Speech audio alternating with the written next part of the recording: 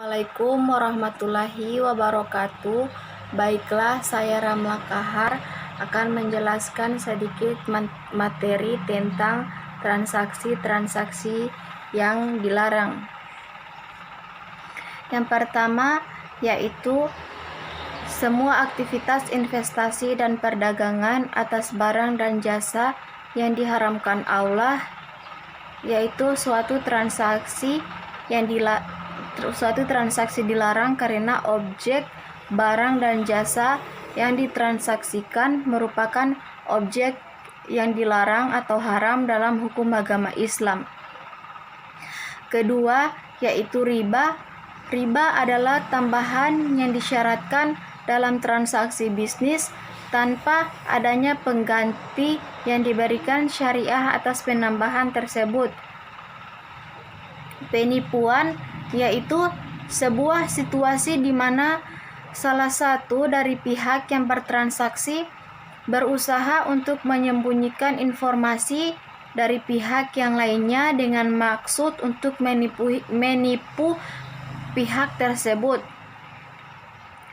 Yang keempat yaitu perjudian. Perjudian adalah praktik seseorang dapat memperoleh keuntungan dengan cara mudah. Dalam perjudian, seseorang dalam kondisi bisa untung dan bisa rugi. Yang kelima yaitu transaksi yang mengandung ketidakpastian atau gharar. Gharar terjadi ketika terdapat incomplete information sehingga ada ketidakpastian antara dua belah pihak yang bertransaksi. Ketidakjelasan ini dapat menimbulkan pertikaian antara pihak yang dirugikan. Ketidakjelasan dapat terjadi dalam 5 hal, yakni kuantitas, kualitas, harga, waktu penyerahan, dan akad. Yang keenam yaitu penimbunan barang atau ihtikar, yaitu membeli sesuatu yang dibutuhkan masyarakat, kemudian menyimpannya sehingga barang tersebut berkurang di pasar dan mengakibatkan peningkatan harga yang sangat drastis. Yang ketujuh yaitu monopoli. Monopoli biasanya dilakukan dengan membuat entry barrier untuk menghambat produsen atau penjual masuk ke pasar agar ia menjadi pemain tunggal di pasar dan dapat menghasilkan keuntungan yang sangat-sangat tinggi. Yang kedelapan yaitu rekayasa permintaan. Rekayasa permintaan termasuk dalam kategori penipuan karena merekayasa permintaan di mana satu pihak berpura-pura mengajukan penawaran dengan harga yang tinggi agar calon pembeli tertarik dan membeli barang tersebut dengan harga yang tinggi. Yang kesembilan yaitu suap. Suap dilarang karena suap dapat merusak sistem yang ada di dalam masyarakat sehingga menimbulkan ketidakadilan sosial dan persamaan perlakuan. Yang ke-10 yaitu ta'aluk. Ta'aluk terjadi apabila ada dua akad saling dikaitkan di mana berlakunya akad pertama tergantung akad kedua. Yang ke-11 yaitu pembelian kembali oleh penjual dari pihak pembeli, yaitu sama dengan riba. Yang ke-12 yaitu talaki ar-rukban, yaitu jual beli dengan cara mencegat atau menjumpai pihak penghasil atau pembawa barang perniagaan dan membelinya, di mana pihak penjual tidak mengetahui harga pasar atas barang dagangan yang dibawanya, sementara pihak pembeli mengharapkan keuntungan yang berlipat-lipat dengan memanfaatkan ketidaktahuan mereka. Yang berikutnya yaitu instrumen keuangan syariah. Yang pertama, akad investasi. Akad investasi terdiri atas mudharabah, musyarakah, suku. Yang pertama, mudharabah adalah kerjasama usaha antara dua pihak dengan ketentuan bagi hasil atas keuntungan usaha dan bagi rugi jika ada kerugian usaha. Yang kedua yaitu musyarakah. Musyarakah adalah akad kerja sama antara dua pihak atau lebih untuk suatu usaha. Yang berikutnya yaitu suku. Suku merupakan bukti kepemilikan terhadap aset yang menjadi dasar penerbitan suku. Yang berikutnya yaitu saham syariah. Saham syariah adalah sebuah surat berharga yang mencerminkan suatu kepemilikan atau hak atas suatu perusahaan yang telah diterbitkan oleh emiten, di mana dalam kegiatan usaha dan cara pengelolaannya sesuai dengan prinsip-prinsip syariah. Yang kedua yaitu akad investasi. Akad investasi terdiri atas murabahah, salam, dan istisna.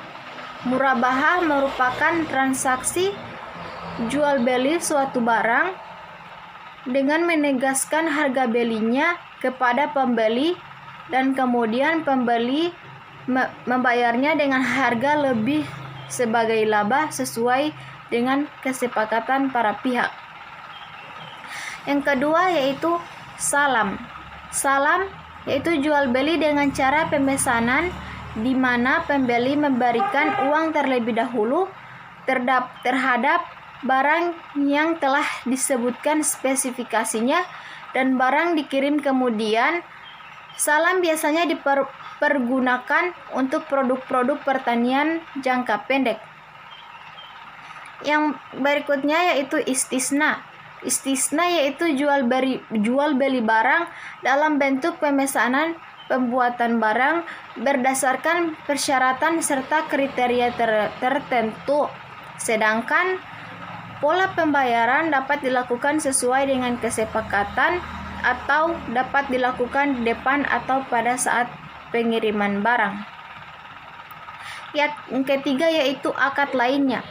Akad lainnya terdiri atas sarf, wadiah, qardul hasan, wakalah, kafalah, hiwalah, dan ron. Yang pertama yaitu sarf. Sarf adalah perjanjian jual beli suatu valuta dengan valuta yang lainnya, baik yang sejenis maupun tidak sejenis. Yang kedua adalah wadiah. Wadiah adalah akad yang terjadi antara dua pihak, di mana pihak pertama menitipkan suatu barang kepada pihak kedua. Lembaga keuangan menerapkan akad ini pada rekening giro. Berikutnya yaitu qardul hasan. Qardul hasan yaitu pembiayaan kepada nasabah untuk dana talangan segera dalam jangka waktu yang relatif pendek, dan dana tersebut akan dikembalikan secepatnya sejumlah uang yang digunakannya. Wakalah yaitu akad perwakilan antara satu pihak kepada yang lain. Wakalah biasanya diterapkan untuk pembuatan letter of credit. Yang berikutnya yaitu kafalah. Kafalah yaitu akad jaminan satu pihak kepada pihak lain dalam lembaga keuangan. Biasanya digunakan membuat garansi atas suatu proyek. Yang berikutnya yaitu hiwalah.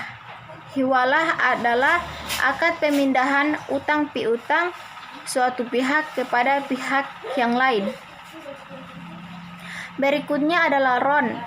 Ron adalah akad menggadaikan barang dari satu pihak kepada pihak yang lain sehingga dengan uang sebagai gantinya.